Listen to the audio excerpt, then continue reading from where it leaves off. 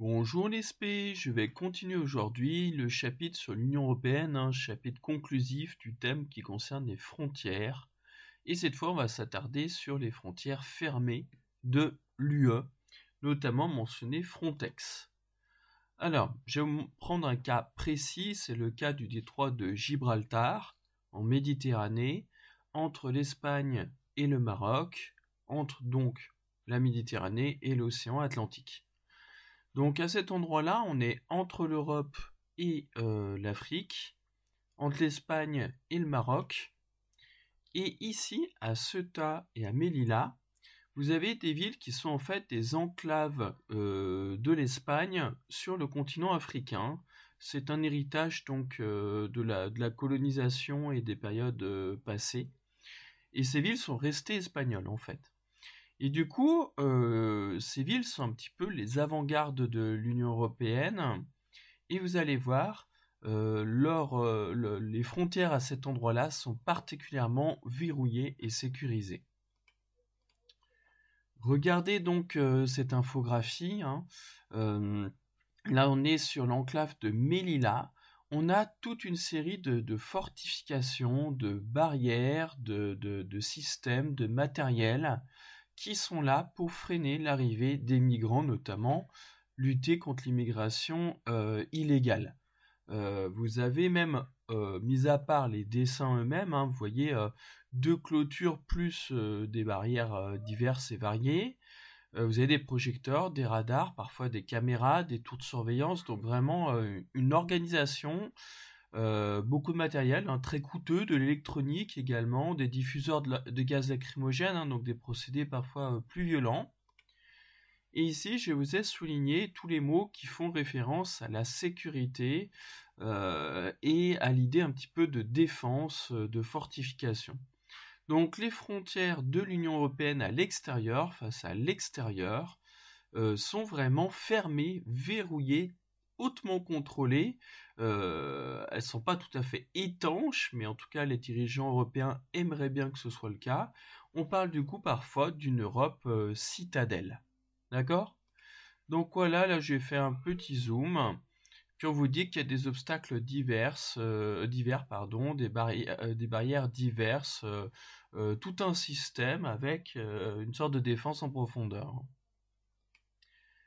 D'où l'idée d'une Europe citadelle, encore une fois, d'une forteresse Europe, un petit peu comme à l'époque de la Seconde Guerre mondiale, mais pas face à la même menace. Ensuite, dans le cas des frontières semi-fermées, on a le cas de la Hongrie. Alors, souvenez-vous, la Hongrie, c'est la patrie du leader Viktor Orban, dont on avait déjà parlé dans les chapitres précédents parce qu'il avait fait de la Hongrie un pays illibéral, c'est-à-dire une sorte de fausse démocratie, un pays où l'état de droit tend à diminuer, tout comme le respect de la liberté d'expression et des droits de l'homme. Le respect des libertés fondamentales est plutôt en baisse, d'accord?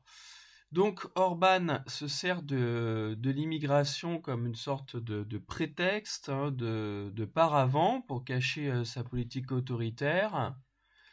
Et voilà ce qu'il a fait. Cette carte a pour montrer un petit peu comment il considère les frontières de son pays. Alors déjà, du côté de l'Autriche, la Slovénie et la Slovaquie, la frontière elle est ouverte. Il y a des petits contrôles, mais les produits et les personnes peuvent circuler parce qu'évidemment, avec cette partie-là de l'Europe, il y a des échanges économiques à maintenir, des flux importants pour la Hongrie qu'il faut sauvegarder. D'accord?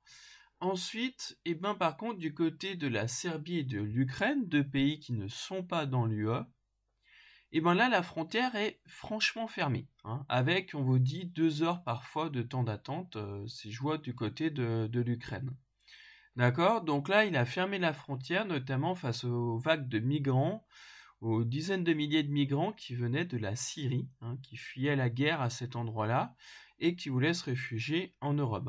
Donc on parle bien de réfugiés, de personnes qui sont en danger dans leur pays. Ce qui est plus dérangeant pour la Commission européenne, c'est plutôt les lignes en marron, là, face à la Roumanie et la Croatie. Ces deux pays sont dans l'Union européenne, Et là, on voit donc un pays de l'UE qui ferme sa frontière, ou qui a le projet de fermer sa frontière avec d'autres pays de l'UE. Donc ça va vraiment à l'encontre de la convention de Schengen, d'accord? Normalement, si on ferme une frontière, c'est face à l'extérieur, pas face à d'autres États européens, ou d'autres États de l'UE, pour être précis. D'accord? Donc là, Viktor Orban, il fait un petit peu, il ferme ou ouvre sa frontière un petit peu à la carte, selon son désir, selon le pays qu'il a en face de lui, selon les intérêts de la Hongrie, quitte à ne pas respecter la convention de Schengen. Alors, pour vous illustrer tout ça, donc une photographie qui a été prise sur une autoroute importante. Donc c'est entre la frontière entre la Hongrie et la Serbie en 2015, pendant la crise des migrants. Vous voyez carrément donc une barrière, un panneau avec des barbelés au-dessus, et puis des forces de sécurité, puis en face des tentes de migrants. Pour compléter ces informations, vous pouvez prendre votre manuel, donc je vous rappelle le manuel de spécialité Belin. Page 198-199, vous avez une étude de cas qui vous apportera des informations complémentaires. En attendant, donc, prenez bien des notes sur tout ce que je vous ai dit. Toujours dans l'idée qu'il y a toujours des frontières à l'intérieur de l'UE, on va voir les écarts et les inégalités qu'il y a entre les pays européens, ce qui laisse penser qu'il y a des frontières imaginaires ou des frontières un petit peu virtuelles. Souvenez-vous à ce sujet-là du chapitre introductif sur l'idée de frontières imaginaires ou représentées. Je commence. Là, vous avez donc un extrait du journal Ouest France qui nous parle des inégalités de richesse à l'intérieur de l'UE. Là, je vous laisse quelques secondes.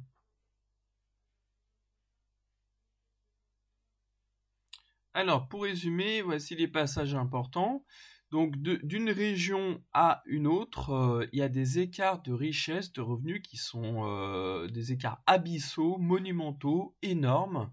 Par exemple, la région de Londres a un niveau de richesse qui est situé à 626% de la moyenne communautaire. 626%, donc c'est énorme. Tandis qu'à côté, certaines régions bulgares, donc en Europe de l'Est, ou certaines régions de l'outre-mer, comme Mayotte, sont à 34% de la moyenne communautaire. Donc là, vous voyez qu'on n'est pas du simple au double, l'écart est absolument énorme. D'accord ? Il est extrême.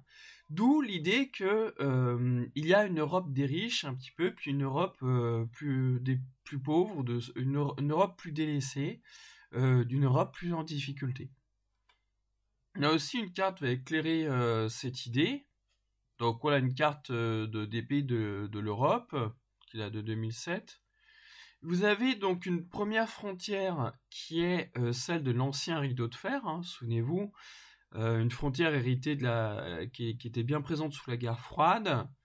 Bon, rideau de fer qui a disparu en 1989-91, mais vous avez toujours l'Europe de l'Ouest, celle des vieilles démocraties, et puis l'ancienne Europe de l'Est, qui a connu le communisme, et qui connaît parfois aujourd'hui des régimes illibéraux.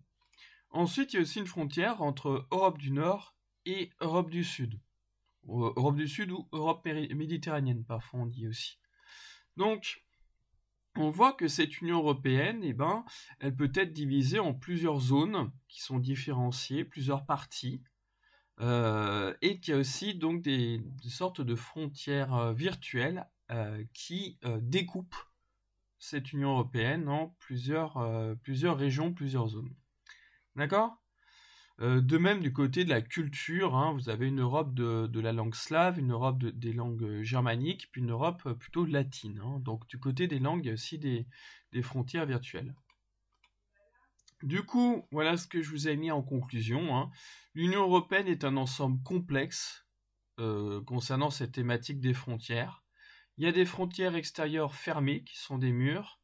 Il y a des frontières extérieures parfois ouvertes, qui sont limite invisibles. On l'a vu notamment entre Lille et puis la ville de Tournai à côté. Et puis il y a des frontières semi-fermées, comme entre la Hongrie et puis ses voisins, comme la Roumanie. Et puis il y a aussi des frontières représentées, hein, des frontières virtuelles. L'Europe métropolitaine vis-à-vis des territoires d'outre-mer, ou l'Europe du Nord vis-à-vis de l'Europe du Sud. Merci pour votre écoute, et à bientôt. Soyez bien sérieux, prenez bien les notes.